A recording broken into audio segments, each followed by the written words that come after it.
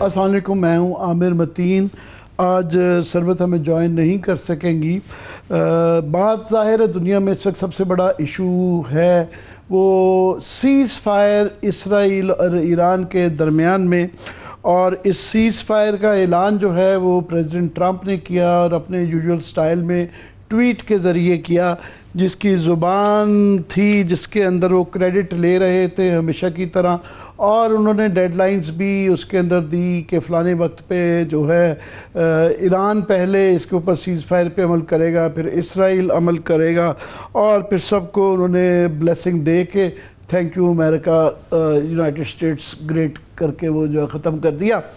अब ये इसका एक किस्म का एक मजाक ही बन गया, क्योंकि सीज़ फायर के ऊपर जो है सारा दिन जो है उसके बावजूद, ऐलान के बावजूद जो है अमल दरामद का मसाइल रहे। ईरान का कहना था कि उन्होंने 14 के करीब जो है मिज़ाइल दागे इसराइल के ऊपर हमले के ऊपर, और पहले उन्होंने इनकार कर दिया कि कोई जो है उनकी तरफ से खामोशी रही कि कोई सीज़ फायर की कोई ऐसी इतला नहीं है। बाद में उनके हुकूमत की तरफ से इसका इकरार किया गया, और मगर इस दौरान में वहाँ पे इसराइल के अंदर मिज़ाइल दाग दिए गए हुए थे। उनका क्लेम था 14, इसराइल कहता का मौक़िफ़ था कि 2 मिज़ाइल दागे गए, और इसराइल की तरफ से भी मिज़ाइल जवाबी तौर पे दागे गए, जिसके बाद फिर ट्वीट्स मज़ीद आए प्रेसिडेंट ट्रंप की जानिब से, जिसके अंदर उन्होंने तकरीबन डांटते हुए इसराइल को, पहली दफ़ा ये भी एक फर्स्ट था कि नेतन्याहू को भी उन्होंने कहा जी मैंने जहाज़ वापस करवा दिए हैं। अभी इस सीज़ फायर को फ्रेजाइल सीज़ फायर कहा जा रहा है, क्योंकि इस सीज़ फायर के काफ़ी मसाइल हैं। पहले तो ये कि कोई इसका रिटन मुआहदा नहीं है। ज़्यादातर जो बातचीत हुई है, जो अब तक ख़बरें आ रही हैं, वो बैकडोर चैनल से हुई हैं। नेतन्याहू और इसराइल तो अमेरिका के कुछ हद तक कहने में हैं, मगर ईरान के साथ पता नहीं क्या अमेरिका का लेवरेज है, कितना है, किसके थ्रू है, ये चीज़ें वाज़े नहीं हैं। दूसरा, इसके अंदर ये भी अभी वाज़े नहीं है कि ईरान को क्या गारंटीज चाहिए और इसका गारंटर कौन होगा, और ये सीज़ फायर के जो वजूहात हैं वो कि क्या गाज़ा के अंदर सीज़ फायर भी इससे जुड़ा होगा, क्या ये ईरान की शराइत में होगा, और कितने दोनों पार्टीज़ इसके ऊपर अमल दरामद करेंगी और कब तक करेंगी, ये तो है सीज़ फायर की कहानी।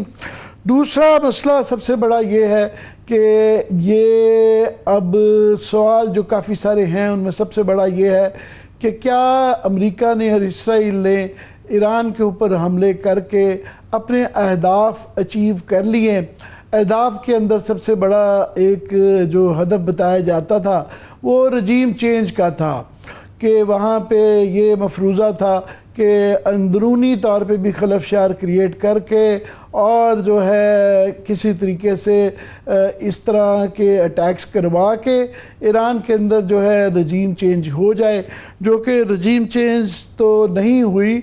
उल्टा जो है वहाँ पे ईरानी कौम जो है वो अपने अंदरूनी डिफरेंसेस भूल के बल्कि वो इकट्ठे होते हुए नज़र आए, उनके यहाँ एकता बढ़ती हुई नज़र आई। और ये मैं नहीं कह रहा, ये इकॉनमिस्ट की रिपोर्ट भी है, उनका भी कहना है कि अब जो है बल्कि हालात ईरान के अंदर मज़ीद वेस्ट के लिए प्रॉब्लम है कि पहले जो लोग थे जो कि मॉडरेट थे वो या तो मार दिए गए या वो साइड लाइन हो गए हैं, और उनकी जगह जो है इस्लामिक रेवोल्यूशनरी गार्ड्स कोर जो है IRGC, उसके हार्ड लाइनर्स जो हैं वो आ गए हैं, जो कि पहले की तरह उनमें बर्दाश्त का एलिमेंट कम है।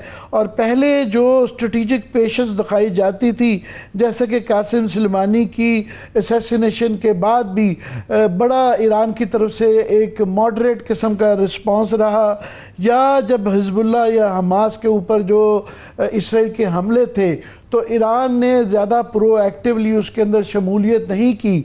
تو اب یہ خیال کیا جا رہا ہے کہ ایران کے اندر جو ہے ہارڈ لائنرز بلکہ زیادہ کلیدی عہدوں پہ اور زیادہ اختیار میں آ گئے ہیں۔ آیت اللہ خامنائی جو ہیں وہ 86 سال ان کی عمر ہے اور انہوں نے زیادہ تر اختیارات جو ہیں وہ ہارڈ لائنرز کی ایک کمیٹی کو دے دیے گئے ہیں، سو لہٰذا معاملات جو ہیں آگے سے زیادہ سنگین ہوں گے۔ دوسرا ہدف آف کورس وہ ایران کے جوہری اثاثے تباہ کرنے کیا تھا۔ امریکہ نے حملہ کر کے ایران کے اوپر ڈائریکٹلی ملوث ہو کے اپنے B-52 بامبرز اور B-2 بامبرز کے ذریعے ان کے کہنے کو 3 بڑی تنصیبات کے اوپر جو ہے جوہری اثاثے تباہ کر دیے، اور پریزیڈنٹ ٹرمپ نے اس کا کریڈٹ بھی ٹویٹ کے ذریعے لے لیا کہ ٹوٹلی انہوں نے کمپلیٹلی اوبلٹریٹ کوٹ اینڈ کوٹ جو ہے انہوں نے کہا جس کو کر دیے گئے۔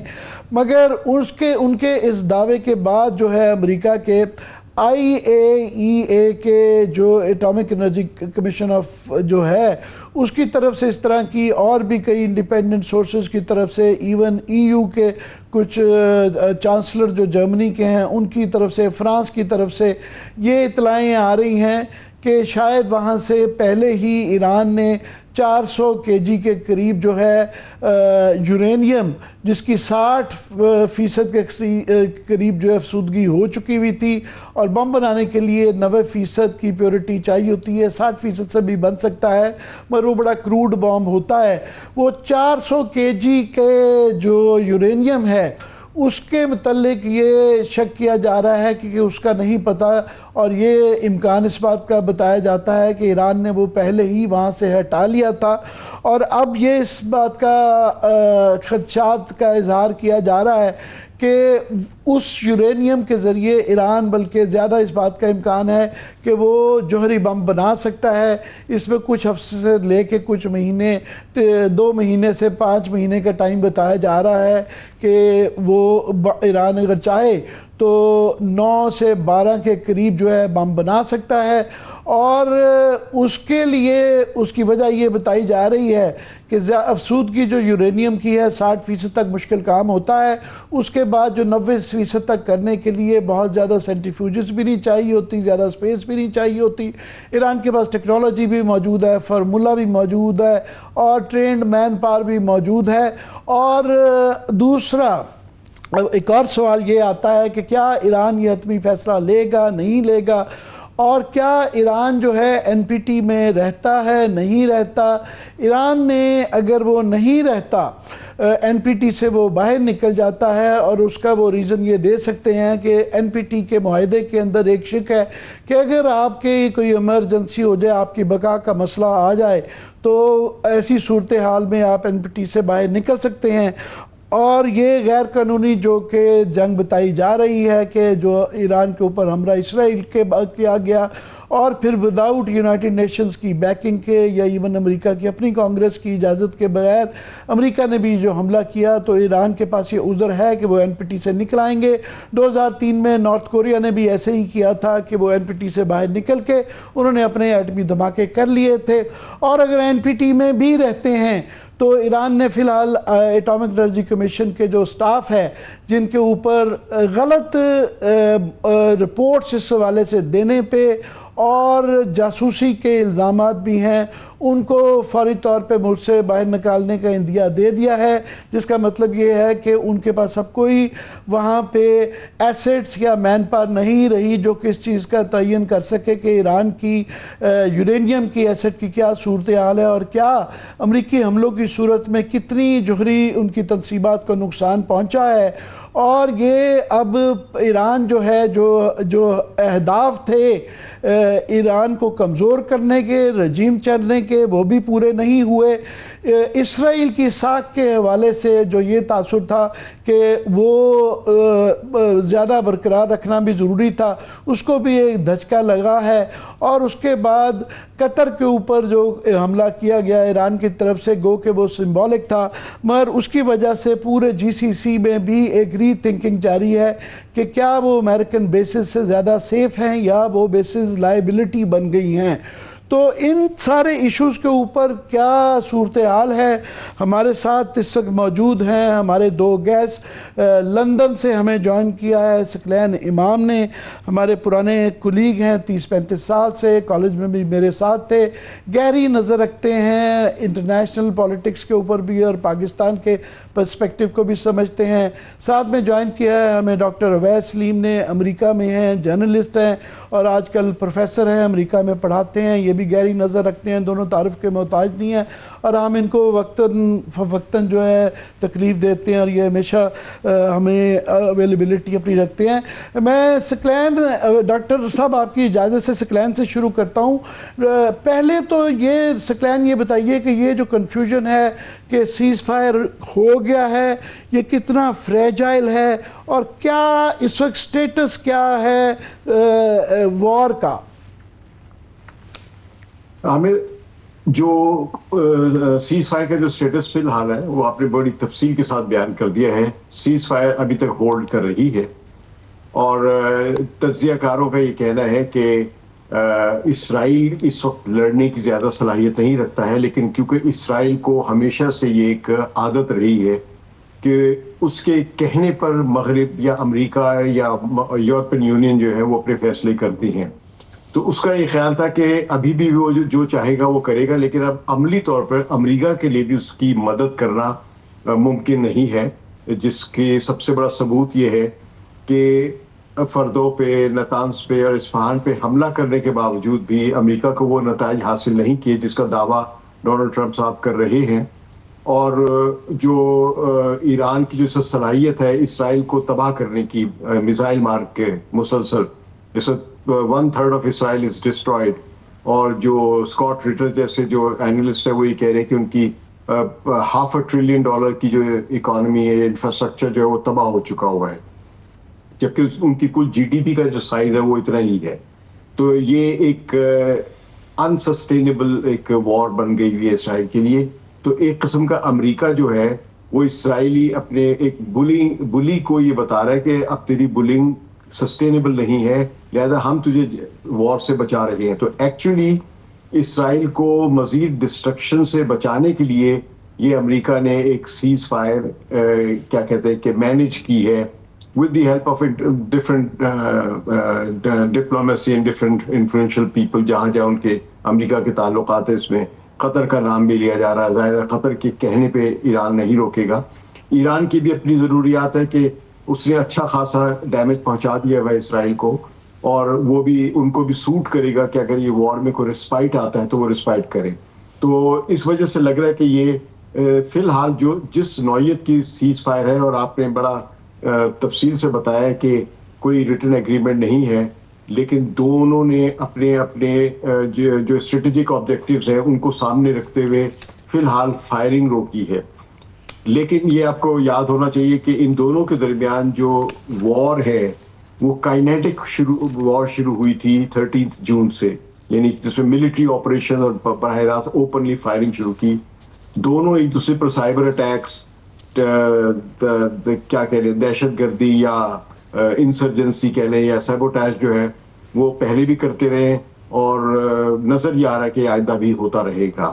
ایران کی جو سپورٹ ہے فار جس کو دنیا پراکسیز کہتی ہے، میں کہوں گا کہ جو اس کی ایکسس آف ریزسٹنس کے جو اس کے الائز ہیں وہ ان کو ایران مدد دیتا رہے گا اور اسرائیل ان پر حملہ کرتا رہے گا۔ تو آپ نے ایک اشارہ درمیان میں کیا تھا حماس کا، تو میں عرض کر دوں کہ حماس کا معاملہ ابھی طے نہیں ہوا ہے، لیکن جو اسرائیل کی حالت ہو گئی ہے اس میں اسرائیل کو کچھ طے کرنا پڑے گا، کیونکہ اب مغرب بہت زیادہ اس کے ساتھ چلنے کے لیے کا متحمل نہیں ہے، جبکہ یہ حکمران جو ہے مغرب کے انکلوڈنگ ڈونلڈ ٹرمپ، یہ سب کے سب اسرائیل کی مدد کرنا چاہتے ہیں، لیکن مدد کی بھی ایک لمٹ ہوتی ہے، ایک پولیٹیکل کاسٹ ہوتی ہے، ایک اسٹریٹجک کاسٹ ہوتی ہے۔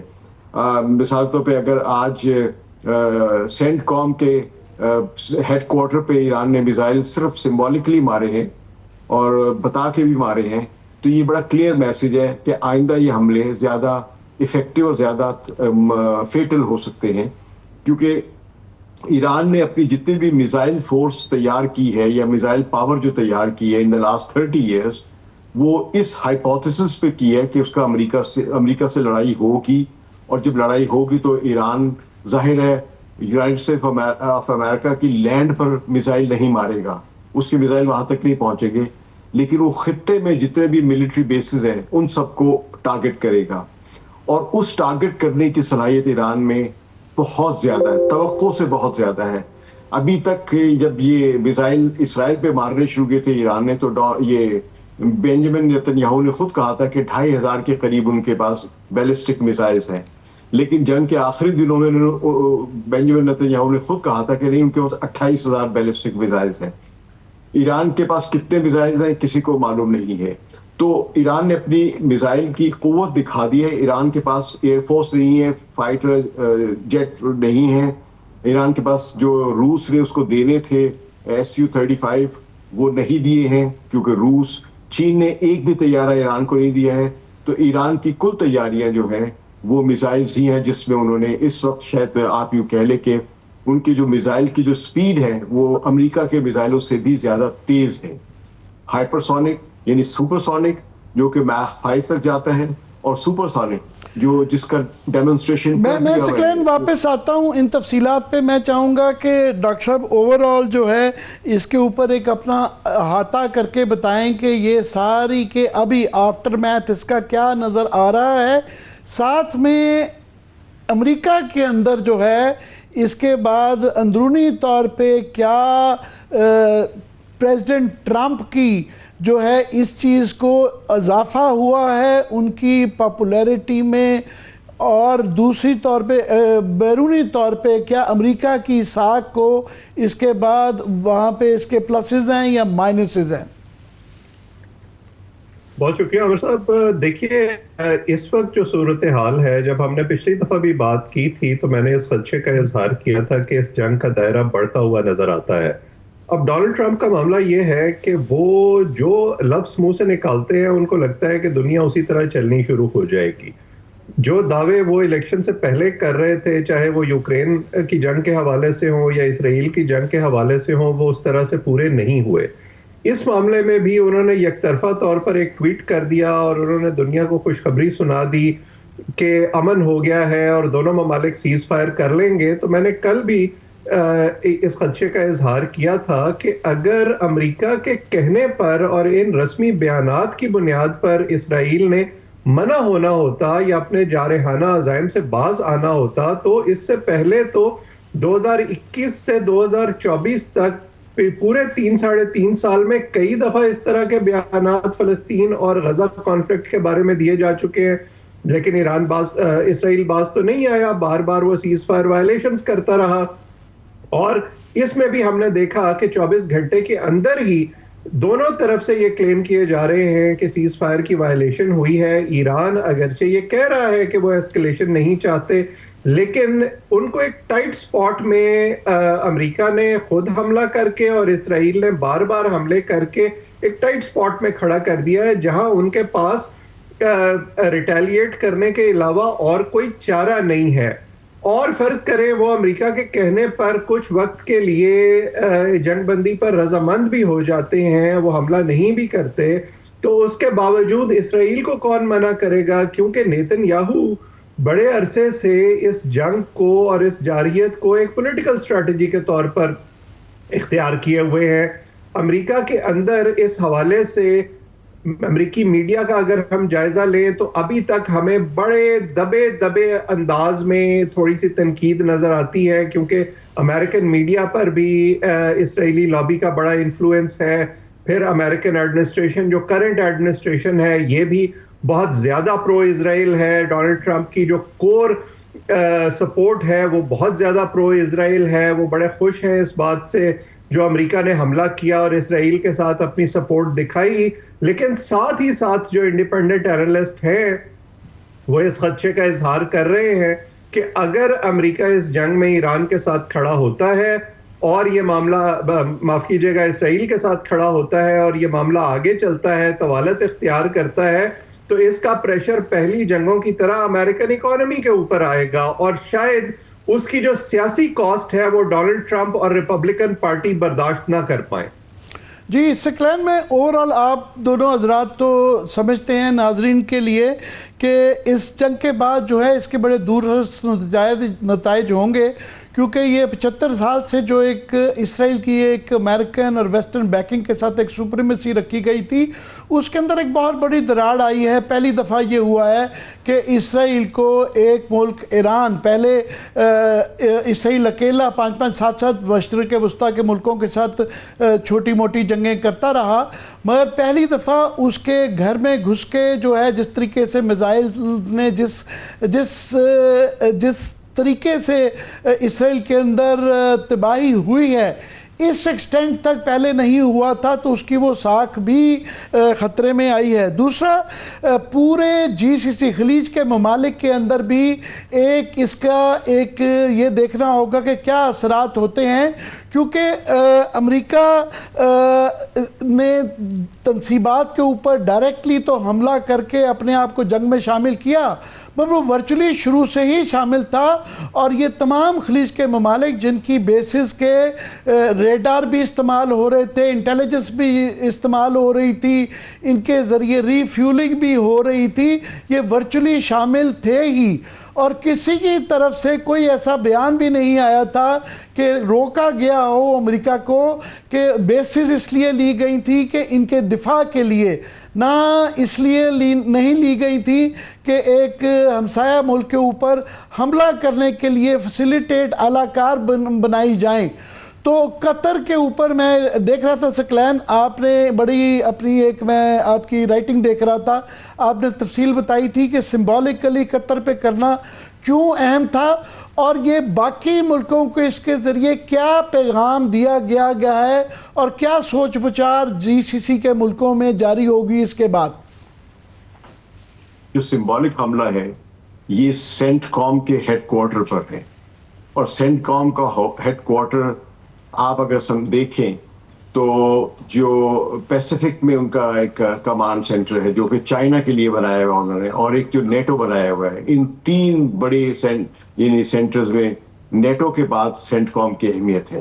اور اگر امریکہ کے اگر آپ اقتصادی مفادات دیکھیں تو یعنی ملٹری کے علاوہ اقتصادی مفادات دیکھیں تو سینٹ کام نمبر 1 آتا ہے، کیونکہ سینٹ کام دنیا کے تیل کو جو ریگولیٹ کرنے کی جو پالیسی ہے، امریکہ کے جو ڈالر کی حیثیت ہے، وہ تیل کیونکہ اسی میں ٹریڈ ہوتا رہا ہے، اور پھر یہ کہ جس طرح وہ دنیا کی دوسری اکانومیز کو، چائنا، جاپان، انڈیا، یہی جیسے ممالک کی جو اکانومیز کی، میں صرف ایڈ کر دوں کہ سینٹ کام کے علاوہ US اور ایئر فورسز سینٹرل کمانڈ کا دفتر بھی ہے، جس طرح ہم بتا رہے ہیں کہ یہ 21 ممالک کو جو ہے مینیج کرتا ہے وہاں سے، ساتھ میں کولیشن آپریشنز سینٹر بھی یہیں سے ہے کہ تمام جو ان کی ویسٹرن ایلائز ہیں ان کی جو بھی آپریشنل فیسیلیٹیشن ہوتی ہے وہ بھی یہاں سے ہوتی ہے۔ تو اس پورے خطے کو امریکہ کی فارورڈ بیس جو ہے وہ قطر تھی، 1000 کے قریب جو ہے 10,000 کے قریب جو ہے وہاں پہ ٹروپس ہیں، اور 100 کے قریب مختلف جہاز ہیں، اور پورے خطوں میں جو ہے ڈیگو گارشیا اور گوام کے بعد B-52 بامبرز کی یہ ایک واحد ایئر سٹرپ ہے جو کہ اس خطے میں وہ قطر میں موجود تھی۔ پلیز جاری رکھیے گا۔ جی ہاں، اور یہاں پہ ان کے پاس ایئر کرافٹ کیریئرز بھی ہیں جو انہوں نے اس جنگ کی وجہ سے اس بیس سے باہر نکال لیے، تاکہ اگر بیس پر اٹیک ہو، یعنی وہ خود بھی تیار تھے کہ اگر بیس پر اٹیک ہوگا تو کس طرح بچائیں گے۔ تو یہ ہے اہمیت اس کی، آپ نے بہت اچھے طریقے سے بتا دیا سینٹ کام کی جو اہمیت ہے۔ تو یہ امریکہ کے ایک نرو سینٹر ہے گلوبل پاور کا، کیونکہ یہاں پہ صرف ان کی ملٹری بیس کے ذریعے صرف وہ ملیٹریلی کسی کو اپوز نہیں کر رہے، بلکہ اپنے اکنامک انٹرسٹ کو پروٹیکٹ کر رہے ہیں، اور جو دنیا پہ ایک جو تسلط ہے تیل کی سیاست پہ یا تیل کی سپلائیز پہ، وہ بھی وہ اس کا بھی کنٹرول اس سینٹ کام کی وجہ سے امریکہ کے پاس ہے۔ تو اب اس صورت میں اگر یہاں پہ جنگ چھڑتی تو یہ دنیا بھر کا جو تیل کی تجارت تھی وہ معطل ہونی تھی یا اس میں رکاوٹ آنی تھی، اور پھر اس کے نتیجے میں چین اور انڈیا اور جاپان کے لیے یا کوریا کے لیے جو مسائل آنے تھے وہ تو آنے ہی تھے، لیکن یہ تھا کہ تیل کی قیمتیں شوٹ اپ کر جانی تھی۔ تو یہ صرف سینٹ کام محض ملٹری اڈا نہیں ہے، بلکہ امریکہ کے اقتصادی مفادات کا ایک بڑا اہم نرو سینٹر ہے۔ تو یہاں پر ایران نے جو میزائل اٹیک کیا ہے بالکل سمبولک ہے، لیکن سمبولک ایک ایسے ہیں کہ اگر یہ بات میں سمجھانے کے لیے صرف ایک مثال دوں گا کہ آپ ایک جنگ کسی بھی میدان میں لڑ سکتے ہیں اور وہاں پہ زیادہ طاقتور وہ ثابت ہوتا ہے جس کے پاس زیادہ ہتھیار ہے. تو امریکہ کے پاس جو ملٹری فورس ہے کسی شک و شبہ سے بالاتر دنیا کی سب سے طاقتور فوج جو ہے وہ امریکہ کی ہے. لیکن اگر ایک طاقتور آدمی کو آپ ایک عام جگہ پر لڑے تو وہ آپ کو ڈھا سکتا ہے, آپ کو گرا سکتا ہے, آپ کو مار سکتا ہے. لیکن اگر آپ فرض کیجئے ایئر کرافٹ میں بیٹھے ہوئے, پلین ہائی جیک ہوا ہوا ہے اور وہاں پہ کوئی طاقتور آدمی کے سامنے آپ کے پاس ایک پستول ہے, تو وہ طاقتور آدمی آپ کو, وہ آپ کی اس پستول کا لحاظ کرے گا اور اپنی ہینڈ گرینیڈ یا اپنی مشین گن نہیں کھولے گا کیونکہ پورا ایک کرافٹ کریش کر سکتا ہے.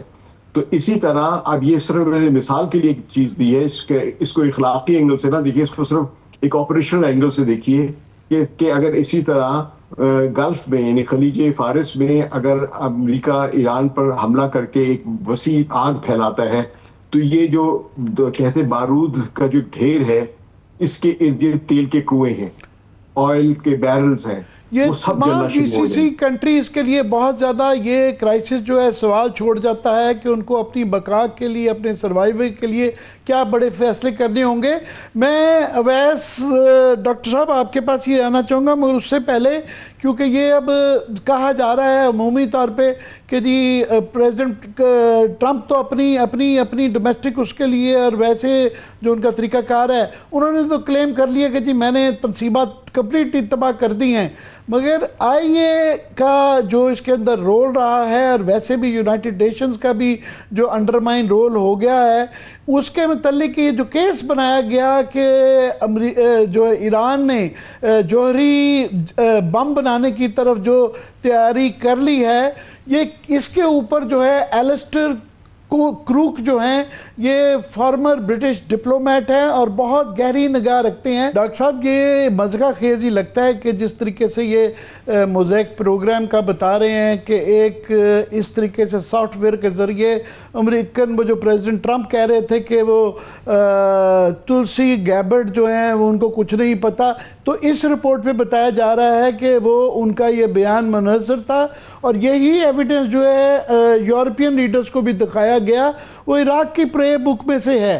اب مسئلہ یہ ہے جو میں آپ سے پوچھنا چاہ رہا ہوں کہ ابھی آئی اے ای کا کیا رول اس کے بعد رہ جاتا ہے اگر ایران اس کے اوپر جس طرح خدشات اس کا اظہار کیا جاتا ہے کہ وہ بھی بم بناتے ہیں, پھر باقی اور ملک جو اس کو فالو کرتے ہیں, تو جوہری جو اسلحے کی پھیلاؤ کا رکاوٹ کا کیا رہ گئی ہے؟ جی میں آپ کو عراق کا تو اس میں تذکرہ ہو گیا جو لوگوں کی میموری میں بھی بڑا تازہ ہے. میں آپ کو اس سے بھی تھوڑا سا پیچھے لے جاتا ہوں. جو پہلی گلف وار ہوئی تھی کویت پر جب عراق نے حملہ کیا تھا, اس وقت ایک اصطلاح سامنے آئی تھی جسے سی این این ایفیکٹ کا نام دیا گیا تھا, اور وہ آج تک جو ہے وہ صحافت کے حلقوں میں پڑھائی جاتی ہے, اس پر بحث ہوتی ہے کہ کس طرح ایک تاثر قائم کیا جاتا ہے اور پھر اس تاثر کے ذریعے اس کو ایمپلیفائی کیا جاتا ہے آفیشیل چینلز کے تھرو, میڈیا کے تھرو, اور پھر جو ہے اس کے ذریعے اپنے مخصوص مفادات حاصل کیے جاتے ہیں. ہم نے اسے پہلی گلف وار میں دیکھا, پھر عراق میں دیکھا, پھر دوسری جو افغانستان میں جنگ تھی 9/11 کے بعد اس میں دیکھا, اور اب ہم اس کا تازہ مظاہرہ دیکھ رہے ہیں. اب پرابلم یہ ہے کہ اس طرح کے ادارے, میڈیا تو اپنی کریڈیبلٹی انٹرنیشنل میڈیا بڑی حد تک کھو دیتا ہے جب وہ فریمنگ ایک طریقے سے کرنا شروع کرتا ہے جو صرف ایک پارٹی کے مفادات کا تحفظ کرتی ہے. دوسری طرف اس طرح کے ادارے جنہیں بظاہر غیر جانبدار ہونا چاہیے یا ان کا کام ریگولیٹ کرنا ہے, جب ان کی ریگولیشن یا ان کے طور طریقے واضح طور پر اس طرح نظر آنے شروع ہو جائیں کہ وہ طاقتور کے مفادات کا تحفظ کر رہے ہیں اور اس کی بات کو ایمپلیفائی کر رہے ہیں, تو پھر جو کمزور ہے بظاہر وہ بھی یہ سوچنے پر مجبور ہو جاتا ہے کہ ہمیں اپنے تحفظ کے لیے شاید اس سے آگے بڑھ کر کچھ کرنا پڑے گا. اب میں کل جو سیکرٹری آف اسٹیٹ ہے مارکو روبیو, ان کا ایک بیان دیکھ رہا تھا جس میں وہ کہہ رہے تھے کہ ہم ایران کو نیوکلیئر پاور پلانٹ چلانے کی اجازت دے سکتے ہیں لیکن انہیں اپنا فیول جو ہے انرچ کرنے کی اجازت نہیں دے سکتے.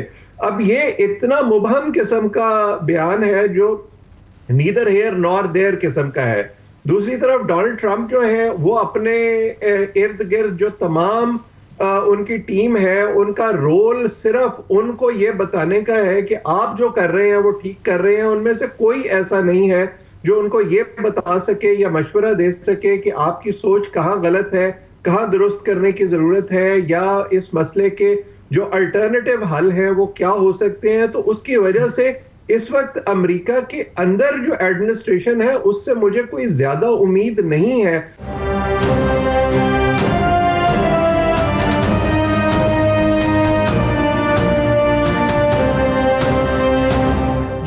ویلکم بیک ناظرین. ہمیں جوائن کیا ہے ڈاکٹر ندیم الحق نے. ڈاکٹر صاحب اپنے انڈیپینڈنٹ ویوز کے لیے بڑی غیر روایتی قسم کا تجزیہ دینے کے لیے مشہور ہیں. میں ڈاکٹر صاحب, آپ کو میری آواز آ رہی ہے؟ جی بالکل آ رہی ہے, بتائیے. جی ڈاکٹر صاحب, میں اس وقت پاکستان کے اندر ایک بجٹ ایکسرسائز چل رہی ہے جو کہ چلتی ہے, مگر اس وقت وہ ایک قسم کا ارریلیونٹ ہو گئی ہے. دنیا میں اتنی بڑی چیزیں ہو رہی ہیں اور یہاں وہ قسم کے روایتی کا ہے. سب سے امپورٹنٹ جو فیکٹر ہمارے لیے آ جاتا ہے اکنامک فیکٹر, جو کہ بجٹ کے اندر کوئی اس کی ہمیں اس کو نظر نہیں آتا کہ وہ انہوں نے اس کو انکارپوریٹ اس کو کیا ہے. وہ دنیا کی تبدیلی, بدلتے ہوئے حالات, خاص طور پہ جو انٹرنیشنل ابھی وقتی طور پہ تو حیران کن طور پہ تیل کی قیمت تھوڑی سی نیچے آئی ہے برینٹ کی, وہ جو ہے $72 پہ بلکہ 80 سے آ گیا ہے. مگر آنے والے دنوں میں اگر یہ کرائسس پرسسٹ کرتا ہے اور اگر کسی میں یہ سیز فائر نہیں ہولڈ کرتا اور ایران کسی وقت جو ہے ابنائے ہرمز کو روکنے کی کوشش کرتا ہے تو تیل کی قیمت کہیں بھی چلی جاتی ہے. تو ان معاملات کا پاکستان کی اکانومی میں ہمیں کیا کرنا چاہیے؟ دیکھیے جی, تیل کا قیمت بجٹ سے کوئی تعلق نہیں ہے. میرا خیال ہے کہ یہ ہماری جو منسٹری ہے یہ عجیب قسم کے کلیمز کرتی ہے اور آپ لوگ میڈیا مان جاتے ہیں. تیل کی قیمت کا کیا تعلق ہے بجٹ سے؟ میں ریفریز کرتا ہوں, آپ درست کہہ رہے ہیں, مگر اوورآل اس کا امپیکٹ کا پاکستان کو کیا کرنا چاہیے؟ کچھ بھی نہیں ہوگا. دیکھیے, ہم تیل کی قیمت دیتے ہیں, ہم جو اب لوگ ہیں شہری, وہ تیل کی قیمت نہ صرف دیتے ہیں, اس کے اوپر لیوی بھی دیتے ہیں, لیوی کے اوپر کاربن ٹیکس بھی دیتے ہیں اور بھی ٹیکس دیتے ہیں. بجلی کا بل میرے سامنے پڑا, اس پہ 13 ٹیکسز ہیں. ٹھیک ہے, بجلی کا بل تیل کی قیمت سے ڈیپینڈنٹ ہے, بالکل صحیح, پر 13 ٹیکس اوپر دے رہے ہیں. اور پھر یہ بجلی کا بل تیل کی قیمت اوپر نیچے بار بار کرتے ہیں تیل کے حساب سے. تو اس کا کوئی تعلق نہیں بجٹ سے. بجٹ جو ہے اگر ہمیں بنانا نہیں آتا تو وہ اور بات ہے. میں بار بار آپ کو بتاتا ہوں بجٹ بنا لیتے. آپ مجھے بتائیے پچھلے 30 بجٹ لے لیں اور ان ساروں میں بیٹھ کے دیکھیں فرق کیا. ہر بجٹ ایک ہی کوشش کرتا ہے کہ ہم بڑھا دیں ٹیکسز, اور ٹیکس اپون ٹیکس. بجلی کے بل پہ 13 ٹیکسز ہیں. کس ملک میں 13 ٹیکسز ہوتے ہیں ایک چیز پہ؟ ٹھیک ہے, فون پہ 3 ٹیکسز ہیں. مجھے بتائیے یہ ٹیکس اپون ٹیکس کا نظام جو ہے یہ کیا ہے؟ اب آپ نے یہ بھی لگا دیا کہ میں نے پراپرٹی لینی ہے یا آپ نے بیچنی ہے, یا کسی نے پراپرٹی بیچنی ہے, ایف پی آر سے پرمیشن لیں. بھئی ایف پی آر سے پرمیشن کیوں لینا ہے؟ ایف پی آر کیا اس کو پتہ ہے جو پرمیشن لینی ہے. آپ خدا کے واسطے ہر چیز میں ہم نے قدریں لگائی ہوئی ہیں, یہ بیوروکریٹک چیزیں لگائی ہوئی ہیں جہاں کہ کوئی بندہ بیٹھا. ایف پی آر سے پرمیشن لینے میں کیا مسئلہ ہے؟ صرف یہی ہوگا نا ایف پی آر والا تھوڑا بھتہ مانگ لے گا, ختم ہوگی بات. یہ چیزیں ہم اگر چھوڑیں گے تو بات بنے گی. اور بجٹ جو ہے عامر صاحب, میں بار بار کہہ چکا, جو ملک ترقی یافتہ ہوتے ہیں, جو ترقی کر جاتے ہیں, ان میں بجٹ کی کوئی اتنی اہمیت نہیں ہوتی. جو ملک پیچھے رہ جاتے ہیں وہ بجٹ کی باتیں کرتے ہیں. یہ ملک اس دن ترقی کرے گا جس دن آپ بجٹ میں پروگرام ہی نہیں کریں گے. جس دن آپ کہیں گے بجٹ ہو گیا, کیا فرق پڑتا ہے؟ بجٹ تو حکومت کے خرچے اور تو کچھ نہیں ہے. اور یہ جو ٹیکسز لگا رہے ہیں بار بار, میں تو 1000 بار ہی لکھ چکا ہوں, یہ بڑی بے وقوفی والی بات ہے. اکانومی کو روک رہے ہیں, دیٹس آل. تو تیل کی قیمت دنیا کے میں ٹیکس کی اس میں ایک خبر ایڈ کر دوں جو مجھے تو جب سے میں نے پڑھی ہے مجھے ہنسی آ رہی ہے کہ انہوں نے جو ہے نا ایک کنسیشن واپس لی ہے کہ جی ان کو 26 ارب روپے کے جو ہے نا نئے منی ٹیکس لگے ہیں, کیونکہ سولر کے پاس جو ہے وہ انہوں نے جی ایس ٹی جو ہے نا 18 سے واپس 10 پہ لے گئے ہیں. 10 بھی بہت زیادہ ہے, لوگوں کے ساتھ زیادتی ہے کہ وہ 10 روپے بھی لینا, اور تنخواہوں کی جو کنسیشن تھی وہ بھی تھوڑی سی آئی ایم ایف کے کہنے پہ کم کی ہے. مگر ساتھ میں جو مذکر خیز بات ہے, انہوں نے جو فیڈرل ایکسائز ڈیوٹی ہے وہ ایک مرغی کے اوپر جو ہے وہ 10 روپے لگا دی ہے, اور وہ کہتے ہیں کہ پاکستانی جو ہیں 1.5 ارب مرغیاں کھاتے ہیں اور اس سے ہم 15 ارب روپیہ مرغی کے اوپر ٹیکس لگا کے بچائیں گے. تو یہ کیا کہ باتیں کی جا رہی ہیں, ذرا میں سمجھائیں ذرا آپ ایز این اکانومسٹ. یہ جی بات بڑی سمپل ہے. قدیم زمانے میں ٹیکس عجیب عجیب چیزوں پہ لگتا تھا. آپ کو یاد ہے کہ یہ جو قدیم زمانے میں لوگ تھے انہوں نے ٹیکس لگایا تھا, فار ایگزامپل عجیب عجیب چیزوں پہ ٹیکس لگایا تھا. تو ہمارے ملک میں انفارچونیٹلی ترقی نہیں ہوئی. ہم وہیں بیٹھے ہوئے اکبر بادشاہ یا رضیہ سلطانہ کے زمانے میں کہ ٹیکس لگا دو جدھر نظر آتی, کوئی کسی کی پوشاک نظر آئے, کسی کی پگڑی نظر آئے, کسی کا کپڑا نظر آئے, ٹیکس لگا دو. دیکھیں دنیا جہاں میں بڑی ترقی ہو گئی, لوگوں نے بڑی کام کیا ہے. ٹیکس کے پرنسپلز ہوتے ہیں کچھ. ایک پرنسپل ہوتا ہے ایک چیز پہ ایک ہی ٹیکس لگتا ہے. دوسرا پرنسپل ہوتا ہے ٹیکس اسے لگتا ہے کہ وہ آپ کے کام میں دخل نہ دے. تیسرا چیز ہے ٹیکس اسے لگتا ہے کہ وہ پرائسز جو ہیں ان کا آپس میں ریلیٹو نظام جو ہے وہ چینج نہ ہو. یہ پرنسپلز ہیں ٹیکس کے, پر ہم تو ان سب کو ختم کر دیتے ہیں. اور مجھے افسوس آتا ہے کہ ایون IMF جس کو اکنامکس آتی ہے وہ بھی ان چیزوں میں شامل ہے, ورلڈ بینک بھی ان چیزوں میں شامل ہے. میں نے آج یہ اخبار میں آرٹیکل لکھا ہے ورلڈ بینک IMF پہ کہ یہ بھی کیا باتیں کر رہے ہیں. مسئلہ یہ ہے جی کہ ہم لوگ سب جو ہم نے دنیا میں سیکھا ہے, جو نالج آئی ہے, جس وجہ سے ہم اکنامکس اکاؤنٹنگ اور چیزیں پڑھتے ہیں وہ ہم سب بھول جاتے ہیں. یہاں کے اب سب کرتے ہیں. دوسرا ہم ٹیکس لگا کس لیے رہے, مجھے بتائیے. پچھلے سال عامر صاحب میں نے حساب لگایا ہے 60 نئی ایجنسیز بنی ہیں. یہ ایجنسیز کیوں بن رہی ہے؟ کبھی اب نادرا بنی, نادرا کے اوپر ایک اور بن گئی ہے, پھر ٹیکس کی ایک اور بن گئی ہے, وہ کیا کہتے ہیں فائنانس منسٹری میں ٹیکس پالیسی یونٹ یا کیا, وہ کیا کرے گا. پھر جناب پنجاب میں آپ کو پتہ ہے وہ بن گیا ہے کہ جی اسموک کی ایک ایجنسی بن گئی ہے. وہ کیا کرے گی کچھ سمجھ, اس نے گاڑیاں بھی لے لی ہیں, اس نے ایک جلوس بھی نکالا لاہور میں. یہ سب سرکاری خرچے ہیں. آپ دیکھیں ڈیزاسٹر کے آپ کے پاس کوئی پتہ نہیں 5-6 تو ایجنسی, پر ایک ڈیزاسٹر فنڈ بھی ہے. ڈیزاسٹر فنڈ کے لیے بجٹ میں 5 بلین روپے رکھے گئے. وہ کیا کرے گا ڈیزاسٹر فنڈ؟ ڈیزاسٹر کون سا آتا ہے اس میں؟ ٹھیک ہے ایک زلزلہ آ جاتا ہے 50 سال میں ایک دفعہ, فلڈ تو ہر سال آتا ہے اور آنا بھی چاہیے. اگر فلڈ نہیں آئے گا تو ہم مر جائیں گے. تو مجھے سمجھ نہیں آتی ہے تماشا کیا. ورلڈ بینک آتا ہے ہمیں بار بار کہتا ہے کوئی نئی چیز بنا دو. فار ایگزامپل ورلڈ بینک نے 122 ریگولیٹری ایجنسی بنوائی ہے, ورلڈ بینک نے کمپٹیشن کمیشن بنوائی ہے, ورلڈ بینک نے مارگیج ریفائنانس کارپوریشن بنائی ہے, ورلڈ بینک نے کموڈیٹیز ایکسچینج بنایا ہے, ورلڈ بینک نے پاکستان انسٹیٹیوٹ آف ایجوکیشن بنوایا. اتنی چیزیں بنوائی ہیں. یہ سب بجٹ کے خرچے ہیں. یہ کہاں جائیں گے؟ تو ہمارے پاس اپنی کوئی پالیسی نہیں. ہم بنواتے ہیں کنسلٹنٹ سے, پھر بعد میں حیران ہو کے کہتے ہیں یار پالیسی غلط بن گئی. تو میں کیا کروں, مجھے تو سمجھ نہیں آتی کیا کروں. ڈاکٹر صاحب 1 ٹریلین انہوں نے بتایا ہے کہ وہ مانگ رہے ہیں کہ ایسے ادارے جن کی اب وہ ریلیونس نہیں رہی, فار ایگزامپل پارلیمنٹ کا بھی اب کوئی حال نہیں رہ گیا, پھر الیکشن کمیشن آف پاکستان, سارا ملک میں جو گن ڈالا ہوا ہے ان کی بڑی اس کے اندر کاوش شامل ہے, پھر سپریم کورٹ آف پاکستان کے لیے بھی بہت زیادہ پیسے مانگے گئے ہیں, پریزیڈنٹ آف پاکستان کتنا بڑا آفس ہے, ٹیکس فرام برڈسمین جس کا کوئی رول نہیں ہے, 1 ٹریلین روپیز اس طرح کے اداروں کے لیے ہیں جن کی وہ ریلیونس نہیں رہی مگر شاہانہ خرچے ہیں. بالکل آپ صحیح کہہ رہے ہیں. پی ایس ڈی پی میں 1 ٹریلین رکھا گیا ہے یہاں پلاننگ کمیشن میں, صوبوں میں 3 ٹریلین اور رکھا گیا. پی ایس ڈی پی سارے ملک کا ملا کے 4.5 ٹریلین کا. مجھے بتائیے یہ کر کیا رہا ہے؟ کہیں فلائی اوور بن گیا, کہیں یہ بن گیا, کہیں وہ بن گیا. مجھے تو سمجھ گیا میں اس پہ کتابیں لکھ کے تنگ آ گیا ہوں. پی ایس ڈی پی کا نظام پرانا ہو چکا ہے. نمبر 2 پولیٹیسائز ہو چکا ہے. ہر ایم این اے کہتا ہے مجھے پیسے دو. یار یہ کہاں لکھا ہوا ہے ایم این اے کو پیسے دے؟ کانسٹیٹیوشن میں لکھا ہوا. یہ پی ایس ٹی پی کو ختم کرنا چاہیے, نیا نظام بنانا چاہیے, پر یہ کون بنائے گا؟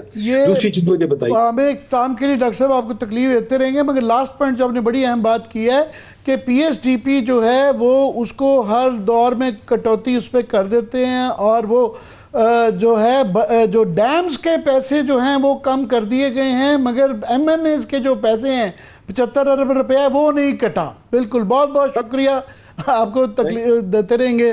ناظرین ہم اجازت لیتے ہیں, انشاءاللہ کل دوبارہ حاضر ہوں گے آپ کے پاس.